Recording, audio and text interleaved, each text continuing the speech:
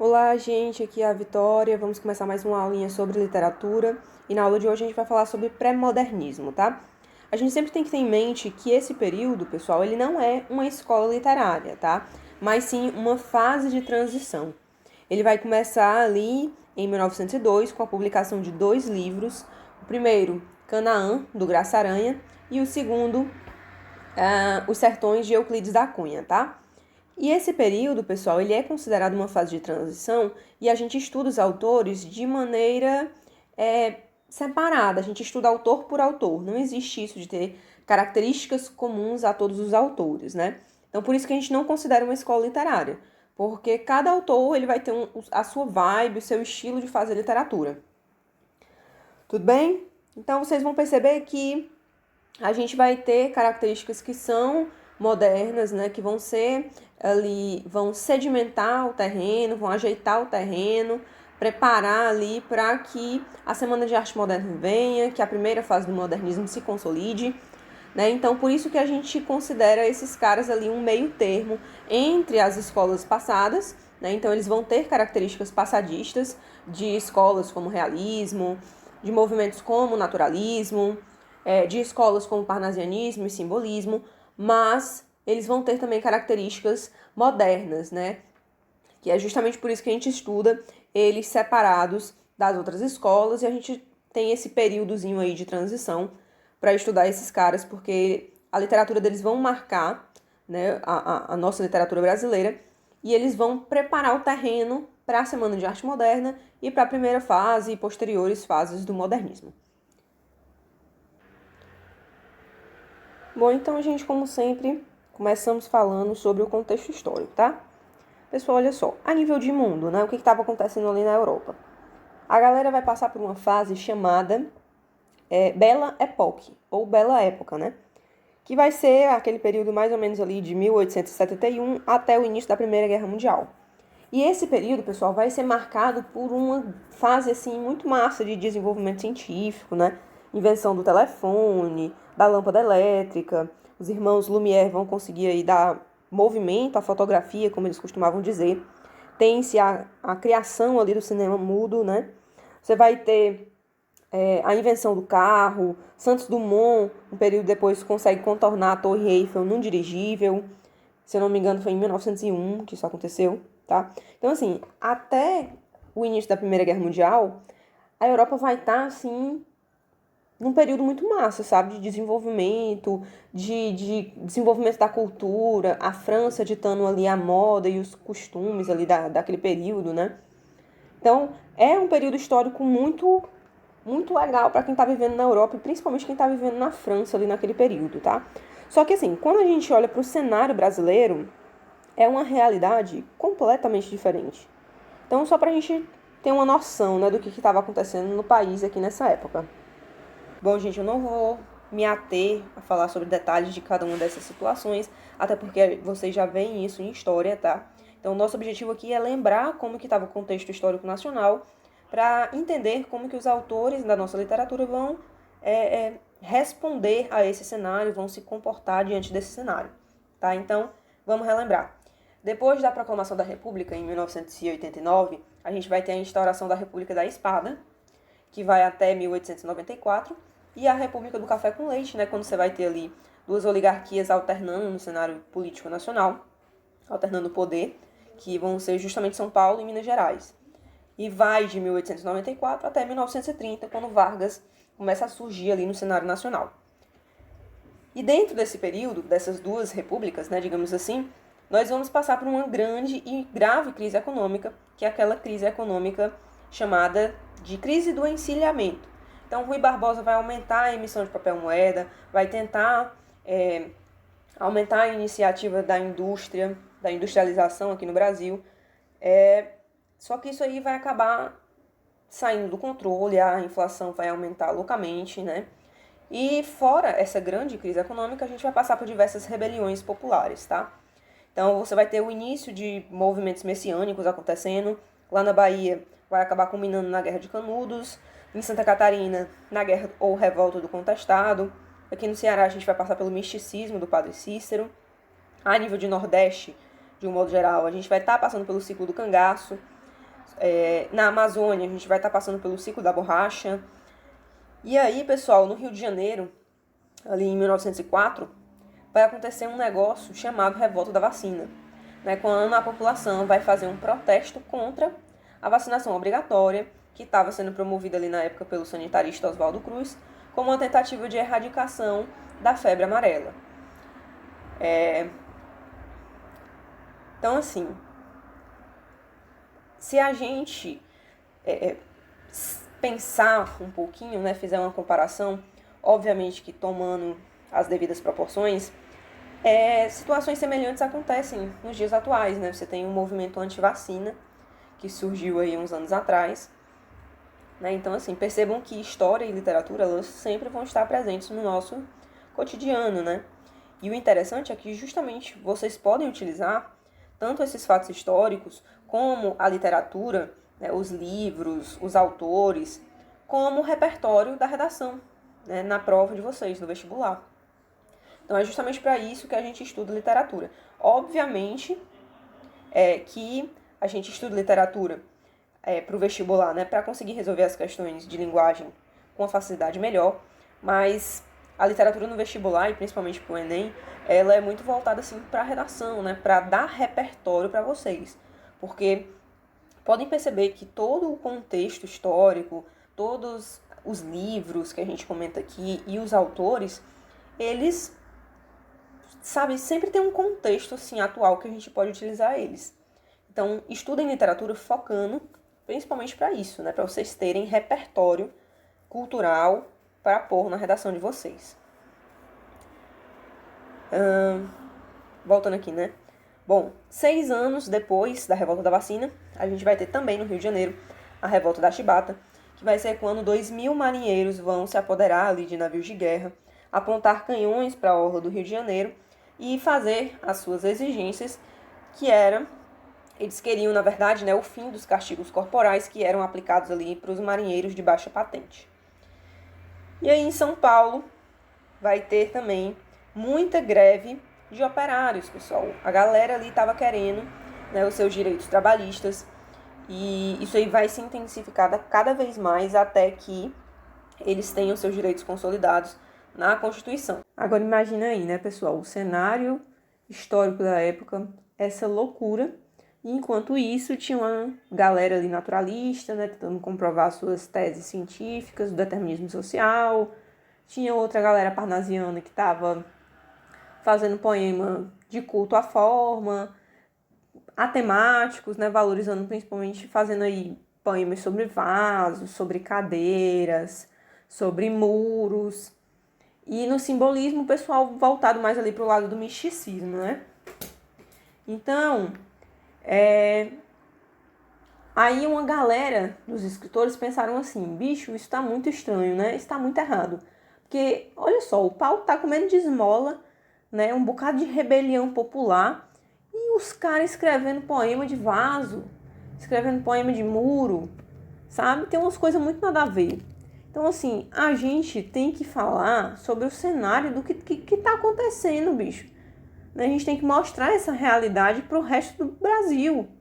A gente tem que falar sobre a Guerra de Canudos, a gente tem que mostrar o processo de imigração que estava acontecendo aqui no Brasil na época, né? Então, esse vai ser um dos marcos aqui do nosso pré-modernismo, né? Essa temática mais moderna, essa temática de denúncia social, de crítica social, né? Que nesse período aqui tinha ficado mais um pouco de lado, né? A gente vai ter a crítica social no realismo, mas a crítica que vai ser diferente aqui para o pré-modernismo, né? Porque, veja bem, no realismo a gente vai ter uma crítica social mais voltada para classes sociais, principalmente a burguesia. Então você vai falar dos defeitos, vai mostrar que aquela classe social não é toda aquela beleza que o modernismo, que o romantismo mostrava, né? Enquanto que aqui no pré-modernismo, a crítica social vai ser mais de protesto, de denúncia, né? A galera vai querer aprofundar mais, falar até as raízes do problema para ver se, né, o Brasil conseguia dar a volta por cima e driblar esse problema, acabar com esse problema. Enfim, então é um jeito de fazer crítica social diferente, entendeu? Então, por isso que a gente estuda esses caras assim, separado, né? Vocês vão perceber, quando a gente estiver falando de cada autor, que eles vão ter características, né, dessas escolas literárias passadas, mas o diferencial deles é porque eles vão ter temáticas mais modernas, né? Eles vão ter esse quê mais moderno. Então, por isso que a gente estuda eles separados, tá bem? Porque esses caras, eles vão estar fazendo ali a base, né? Para que a Semana de Arte Moderna surja, para que a primeira fase do modernismo de fato aconteça, tá bem?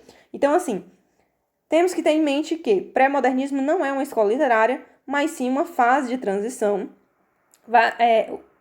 Os autores dessa época, né, eles vão tentar redescobrir o Brasil, né, o Brasil que estava doente, o Brasil com suas problemáticas, com suas crises econômicas, o Brasil dos ignorados, né, dos ex-escravos, dos vaqueiros, dos bêbados, dos pobres, dos ignorados, das pessoas que foram esquecidas ali pela sociedade, né? Então, esses personagens marginalizados vão aparecer, porque até então não se tinha muito destaque para eles, tá? Então, a questão da denúncia social, você vai ter uma tentativa de reinterpretar o atraso, a miséria da sociedade, os problemas da sociedade em si. Então, assim, não vai ser só dizer, olha, gente, esse problema existe. Não, você vai tentar ver aquele problema pelos olhos da sociologia, pelos olhos da geografia, pelos olhos da história, da filosofia, antropologia, da ciência, para que tendo essa visão macro, né, a gente possa entender toda a raiz do problema e a partir daí a gente possa mudar a fim de dar um fim ou pelo menos minimizar esse problema, né? Então, pessoal, como eu falei, a arte ela vai ser vista nesse período de transição como uma forma de fazer uma crítica social, de fazer uma denúncia de uma problemática, de fazer um protesto, uma manifestação contra, né, esses problemas, relatando aí esses problemas que o Brasil vinha apresentando na época. Outra característica bastante moderna, né, desse período é a questão do regionalismo. Então, assim, à medida em que você vai tendo esses personagens marginalizados, né, à medida em que eles vão aparecendo na literatura nacional, isso vai dar brecha para que certos personagens que até então não tinham aparecido no cenário nacional, de cada região, começassem a aparecer. E isso aí, né, vai trazer essa característica de regionalismo, né? Essa tradição local, a história de cada região, a descrição do grupo social. Então, vai falar, por exemplo, sobre o vaqueiro, sobre o cangaceiro, ou então sobre a pessoa que estava trabalhando ali no ciclo da borracha, as pessoas que trabalhavam ali no período, trabalhavam ali na indústria em São Paulo. Então, vai trazer destaques para grupos específicos de cada região. E uma coisa interessante é que os autores dessa época, eles vão ser modernistas não, né? É forçar demais a barra, mas assim, eles vão ser modernos na forma de fazer literatura, na temática, mas a gramática ainda vai ser uma gramática antiga, com exceção ali de um ou outro escritor, tá? Mas assim, de uma maneira geral, a linguagem não vai ser moderna. Então, por mais que eu esteja falando de personagens, por exemplo, como o vaqueiro, né? Se a gente pega o característica geral do vaqueiro, ele não vai ter muito acesso à educação. Porém, nos livros desse período, o personagem ele vai ter uma linguagem assim culta, né? Padrão, seguindo ali a norma padrão, usando uma gramática bem feita, usando até mesmo palavras mais complexas, assim, fora do cotidiano dos leitores. Né? Então, a linguagem não vai ser uma linguagem moderna, não vai seguir a linha daquele personagem, tá? Sempre vai ser ali a norma culta, né? A norma padrão. Mas são modernos na forma de fazer literatura, na temática, na crítica social, nesse início de regionalismo que vai começar a aparecer. Então, como eu já falei, né, cada autor ele vai ter um estilo próprio. Vão ter essas características aqui que a gente falou, né, de início de regionalismo, crítica social, mas cada autor vai ter características em específicos, né? Alguns vão seguir um pouco mais para a linha realista, outros vão ter características mais parnasianas, alguns autores vão ter características tanto realistas, quanto naturalistas, quanto parnasianas, quanto simbolistas. Então é justamente por isso que aqui no pré-modernismo a gente estuda autor por autor, né? Porque as características são muito variadas. Então, pessoal, a gente vai ter aqui nesse período, né, a representação de dois Brasis. O arcaísmo rural versus o refinamento litorâneo. Então, que vai ser ali representado, né, pela maioria das capitais brasileiras e das indústrias. Então, a gente vai ter esse contraste na nossa literatura. Ora, em algum livro mostrando, né, aquela parte arcaica, ruralista, aquele cara que viveu e cresceu ali no ciclo do engenho, né, uma coisa assim que é filho de senhor de engenho, ou então que é filho de um dono de um cafezal. Então, essa parte arcaica, aristocrata, rural, versus esse refinamento litorâneo, né? Um negócio mais voltado ali para a indústria, para aprimoramento de máquinas, a galera que trabalha ali nas fábricas. Então, você vai ter esse contraste desses dois Brasis aí da época, tá? Bom, agora a gente vai começar falando sobre os autores, tudo bem? Primeiro deles que a gente vai falar é Graça Aranha. E, gente, esse cara é muito massa. Sabe por quê? Porque, olha só, ele vai ser um dos dois autores, né, que vai introduzir o pré-modernismo aqui no Brasil. Então, assim, ele vai publicar um livro chamado Canaã, em 1902. E, por coincidência, é o mesmo ano em que tem a publicação do livro do Euclides da Cunha, né, chamado Os Sertões. Então, são essas duas obras que vão dar início aqui ao nosso pré-modernismo, tá? Então, assim, o livro Canaã, ele vai contar a história de dois imigrantes alemães, né, que vão viver ali, morar ali no Espírito Santo, tá? E aí, esses dois amigos, um chamado de Mikau e o outro se chama Lentz. E aí, esses dois caras, eles vão ter teses opostas em relação ao relacionamento deles como imigrantes alemães e o povo daqui, né? Os nativos. Então, o Mikau, ele vai pregar uma espécie de integração harmoniosa, né? Que dá para conviver todo mundo ali na mesma terra e tal. Muito paz e amor, tudo, todo mundo numa vibe assim super tranquila, super paz e amor, tudo de bom. Já o Lentz, ele vai dizer que a raça dos arianos, né, que é uma raça pura, que é uma raça superior, que eles tendem a ser dominadores. Então, eles vão chegar aqui como imigrantes e eles vão dominar os mestiços daqui do Brasil. Então, ele utilizava essa teoria aí um tanto quanto determinista, né, digamos assim, de eugenia, até mesmo de eugenia, melhor dizendo. Então, vai ter esse embate aí, essa discussão de tese, né, entre esses dois amigos nesse livro chamado Canaã.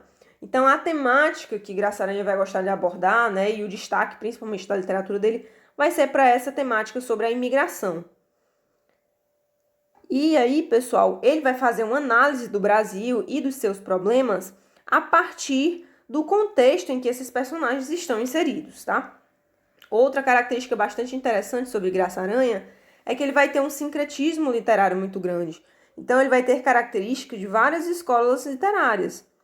E ele vai seguindo sempre esse padrão de modernidade, né? Então, ele vai começar ali no pré-modernismo, tem algumas características de outras escolas, mas sempre ele vai seguindo a modernidade, né? Então, ele passa do pré-modernismo, ele aparece ali na Semana de Arte Moderna, em 22, ele chega até mesmo a romper com a Academia Brasileira de Letras, em 1924, depois que ele reclamou muito da imobilidade do academismo ali da galera da academia, né? Então ele chega a romper, porque ele diz que a galera ali da Academia Brasileira de Letras não quer seguir a modernidade, que todo mundo tem que ir se atualizando em relação à literatura.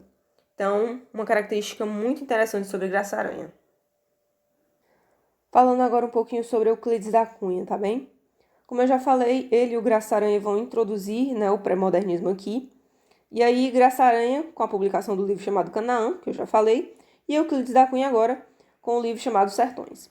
Então, assim, Euclides da Cunha, pessoal, ele era jornalista, tá? Então, o jornal para o qual ele trabalhava enviou ele lá para a Guerra de Canudos para ele fazer uma cobertura e escrever um artigo sobre o que estava acontecendo. E aí, beleza, ele foi lá, escreveu o artigo, enviou, tal, tranquilo. Só que ele percebeu que o que ele tinha escrito no artigo não era nem um terço do que estava acontecendo lá na guerra. E aí ele decide começar a escrever um livro para relatar tudo o que aconteceu. E uma coisa interessante sobre esse livro, né, é que ele vai usar o determinismo social para escrever o livro, e ele vai fazer de uma forma assim tão escancarada, ele não faz nem um pingo de questão assim de esconder, sabe? Então vamos relembrar. O determinismo social de Taine, ele vai dizer que o homem ele é influenciado por três circunstâncias, né? Três situações. O meio em que ele está inserido, a raça dele e o momento histórico em que ele está vivendo.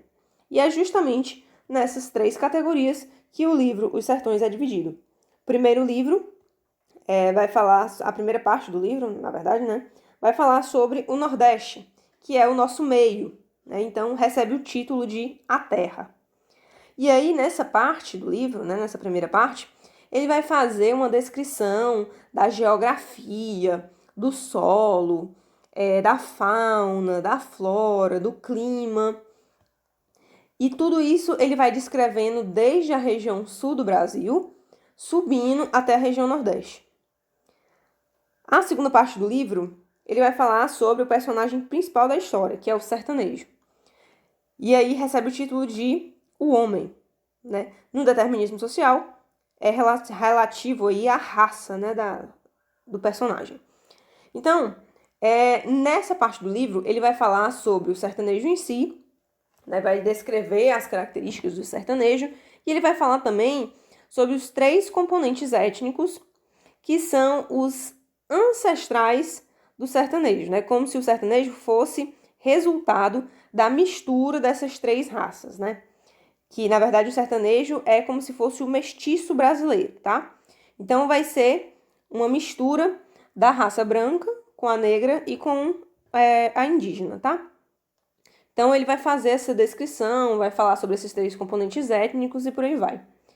E, para finalizar, a terceira parte do livro, que é justamente o momento histórico, né, pelo determinismo aí, intitulado A Luta, da qual vai falar sobre a revolta em si, a guerra em si, né, vai descrever assim com uma fidelidade absurda os fatos, as datas, a população que estava ali envolvida, a munição que era utilizada.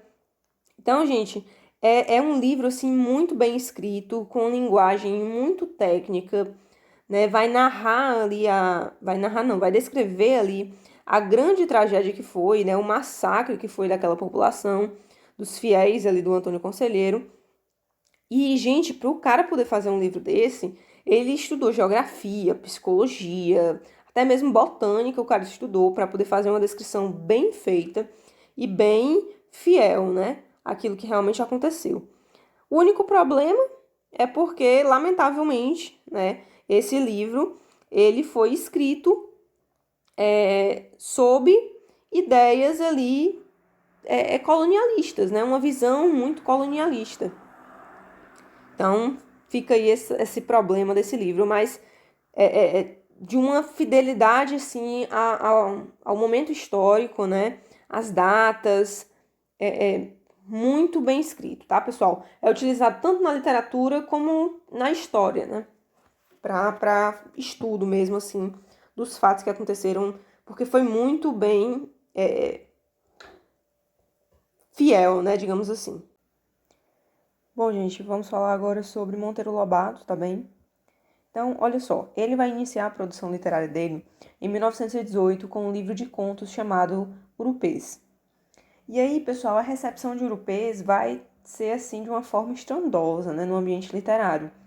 Vai gerar uma discussão muito grande sobre o Jeca Tatu, que é o personagem principal ali do conto que vai dar o nome a esse livro. E aí vai desvirtuar um pouco do foco ali do Monteiro Lobato, né? Porque ele criou esse personagem para fazer uma advertência em relação ao descaso do governo com a população de zona rural e tudo mais. E aí a população acabou focando mais nesse retrato, assim, caricato, meio deformado do caboclo ali da região de zona rural, né? Então desvirtuou um pouco ali do que o Monteiro Lobato queria criticar. Só que uma coisa interessante é que o Urupês, pessoal, ele vai apresentar algumas inovações, né? Tanto na maneira de narrar, como porque vai apresentar alguns traços impressionistas, mas também no vocabulário, porque você vai ter a valorização do falar do caipira, né? Vai ter neologismos, sons de onomatopeias, que também são outras características inovadoras, né? E esse falar do caipira é uma das características que vai introduzir, né, o regionalismo e vai se perpetuando aí no pré-modernismo e ganhar o seu destaque, principalmente no modernismo, né? Na primeira fase e por aí vai. Então, assim, a gente tem que ter em mente que depois de Euclides da Cunha e do Lima Barreto, Monteiro Lobato é o autor que vai melhor apontar ali os problemas sociais e mentais do Brasil ali da Primeira República, tá? Ele vai ser um divulgador da ciência e do progresso, mas, ironicamente, ele vai repudiar todo tipo de ideia modernista que for ligada à arte. E aí a gente vai ter até um impasse dele, né? Um quebra-pau que ele vai ter com a Anita Malfatti, mas a gente vai comentar isso na próxima aula, quando a gente for falar de Semana de Arte Moderna, tá? Além disso, a gente tem que lembrar, né, que o Monteiro Lobato, ele vai escrever literatura infantil, e quem nunca ouviu falar, né, pessoal, do Sítio do Pica-Pau Amarelo? Então, a gente tem que ter em mente essas características aqui de Monteiro Lobato, tá? E lembrando que ele sempre vai utilizar ali uma linguagem culta e nessa parte ali do Urupês, né, ele vai puxar um pouco para a valorização ali do falar do caipira com essas inovações, essas características inovadoras aí que eu falei, mas sempre tentando preservar ali uma linguagem culta, né? Ele nunca vai utilizar muito o coloquialismo como se é utilizado na primeira fase ali do modernismo, tá? Ele é um pouco passadista em relação a isso aí. Mas vai ter ali as primeiras pitadinhas ali de regionalismo, tá? Com essa valorização do jeito de falar do caipira, do caboclo, dos personagens ali da região de zona rural, tá bem? Bom, gente, outro autor que a gente precisa comentar aqui hoje é Lima Barreto, tá? E assim, pra gente entender a obra dele, a gente precisa entender um pouquinho da biografia. Então, só para vocês se situarem, né? Lima Barreto, gente, vai ter uma origem muito humilde, né? Ele vai ser mulato, vai trabalhar como jornalista. Inclusive, no período em que ele estava trabalhando como jornalista, ele vai registrar e criticar muitos episódios, fatos históricos, né? Por exemplo, a insurreição contra o governo de Floriano Peixoto, a campanha contra a febre amarela, a participação do Brasil na Primeira Guerra Mundial, o início do feminismo aqui no Brasil, né? Então, e muitos outros, né? Só para a gente se situar, né? Então, assim, o cara ele tinha consciência da própria condição social, né? De que, de um certo modo, ele vivia meio que à margem da sociedade devido à sua cor da pele, devido à sua origem humilde. Então, ele vai utilizar tudo isso que ele passou para construir uma literatura de denúncia dessa realidade. Tá? Então, ele vai lutar bastante contra o preconceito racial, contra a discriminação social e outros tipos de preconceito. Mas essa parte de preconceito racial e discriminação social a gente pode ver bastante em uma obra dele chamada Clara dos Anjos, tá? O livro dele de estreia na literatura é um livro chamado Recordações do Escrivão Isaías Caminha, que foi publicado ali mais ou menos em 1909 e é considerado por muitos literários, né, como uma obra um tanto quanto autobiográfica, tá? E só pra gente finalizar, ele vai falar muito do subúrbio ali do Rio de Janeiro, né? Ele vai retratar bastante aquela realidade, porque o cara veio de lá, né, pessoal? Ele vai retratar justamente essas pessoas que são menos favorecidas, né, que ficavam ali à margem da sociedade. Ele vai dar voz a essa parcela da população que normalmente era ignorada pelos escritores românticos e também pelos escritores realistas, tá? E o livro do Lima Barreto, que é mais conhecido, né, que o pessoal diz que é a obra-prima dele, é um livro chamado O Triste Fim de Policarpo Quaresma. Foi publicado ali mais ou menos em 1915. E nele, gente, o cara vai demonstrar esse ufanismo cego, né? Do Policarpo Quaresma. Mas entenda, esse ufanismo, ele não vai ser voltado para esse lado de nacionalismo, de valorização da pátria, né? Esse ufanismo vai ser descrito de uma forma mais irônica, tá? Então, assim, a linguagem do cara vai ser bastante coloquial, tá? Vai ser mais coloquial do que os outros autores. E a gente consegue perceber frequentemente que a linguagem dele é um tanto quanto descuidada, vai revelar ali uma certa pressa. Ele vai ter um estilo bastante direto, um tanto quanto despojado, mas bastante funcional. Então, a leitura do livro dele corre, assim, de uma maneira muito rápida, né? Bem tranquilo de ler, tá? Então, ele vai utilizar ali de bastante bom humor e bastante ironia na maioria dos seus livros para poder fazer essa denúncia desse preconceito social, desse preconceito racial, tudo bem? E para finalizar, vamos falar um pouquinho agora sobre Augusto dos Anjos. Gente, esse cara aqui vai ser o mais pré-moderno de todos os autores, tá? É um dos poucos desse contexto, né, desse período de transição que vai escrever poesia. Vocês vão ver que o cara, ele é bastante... A obra dele é muito original, tá? Então, assim, ele vai estrear na literatura com a publicação de um livro único dele, chamado Eu. Vai ser publicado ali mais ou menos em 1912. E depois de um tempo, vão ser acrescentados alguns outros poemas inéditos. E aí a nova edição desse livro vai passar a se chamar Eu e Outras Poesias, tá? Então, assim, gente, esse cara, ele não vai se preocupar muito em retratar a realidade brasileira, tá? Mas ele vai se preocupar em mostrar de uma maneira, assim, bastante incisiva e original a existência, a matéria, a angústia e os desejos mais profundos do ser humano. Ele vai ser bastante influenciado por Charles Darwin, por Schopenhauer, por Nietzsche. Então, ele vai mesclar características de diversas escolas, né? Da vertente naturalista, da escola parnasiana, da escola simbolista, e ele vai antecipar aspectos modernistas. Por isso que a obra desse cara é tão original. Então, olha só, do naturalismo, ele vai herdar esse gosto pela ciência, pelo cientificismo, e por uma linguagem muito particular, né? Muito técnica, muito científica, escatológica às vezes até. Ele vai usar muitos termos técnicos, assim, da medicina, né? Muitos termos científicos. Isso aí ele vai herdar do naturalismo, tá? Do parnasianismo, ele vai ter esse apreço pela forma. Geralmente ele vai escrever em forma de sonetos. Do simbolismo, ele vai herdar a questão da musicalidade e o gosto por imagens mórbidas. Vocês vão perceber, né, que os temas preferidos desse cara vai ser falar sobre doenças, sobre micróbios, sobre morte, vermes, hospitais, cemitérios, necrotérios, a putrefação dos cadáveres, falar sobre sangue, um negócio assim bem pesado, bem dark, né? Ele vai ter poesias falando ali sobre a questão existencialista, né, influenciados aí por Schopenhauer e por Nietzsche. Ele vai gostar muito dessa questão de falar sobre a morte orgânica, não a morte do simbolismo, né, que você vai falar no simbolismo sobre a passagem, sobre o pós-morte, o misticismo que envolve a morte. Esse cara aqui não vai puxar para esse lado. Ele vai gostar de falar da morte em si, né, da putrefação, da decomposição do corpo. Então, são temáticas bastante originais, né, para não dizer outras coisas. Bom, então do simbolismo, ele vai herdar a musicalidade e esse gosto por imagens mórbidas, tá?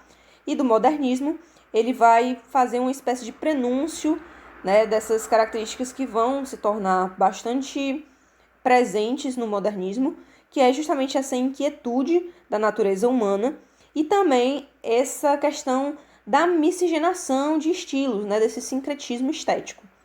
Tá? Então, como eu já falei, vai utilizar vocabulários bastante incomuns, né, geralmente termos científicos, termos médicos.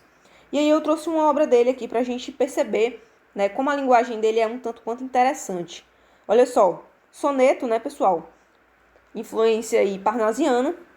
E aí ele começa: Eu, filho do carbono e do amoníaco, Monstro de escuridão e rutilância, sofro, desde a epigênese da infância, a influência má do signo do zodíaco. Profundissimamente hipocondríaco, este ambiente me causa repugnância. Sobe-me à boca uma ânsia análoga à ânsia que se escapa da boca de um cardíaco. Já o verme, este operário das ruínas, que o sangue podre das carnificinas come e a vida, em geral, declara guerra. Anda à espreita, a espreitar meus olhos para roê-los, e há de deixar-me apenas os cabelos, na frialdade inorgânica da terra. Então, pessoal, ele está falando aqui, né, do processo de degeneração, né, de putrefação ali de um cadáver. Então, percebam que a linguagem dele é bastante interessante, né? Ele usa muitos termos técnicos, muitos termos aqui da medicina. Então, é o cara que vai ter, assim, a maior originalidade, na minha opinião, em relação aos outros caras, né? Vai ter um sincretismo aí literário muito grande, uma obra, assim, bastante original. E por hoje é isso, espero que vocês tenham gostado. Qualquer coisa pode tirar dúvida comigo no grupo do WhatsApp ou falar comigo no privado. Precisa só se identificar, né? Que dá certo. E é isso, a gente conversa mais na próxima aula, falando um pouquinho mais sobre Semana de Arte Moderna e posteriormente a gente inicia as fases do modernismo, tá bem? Tchau, tchau.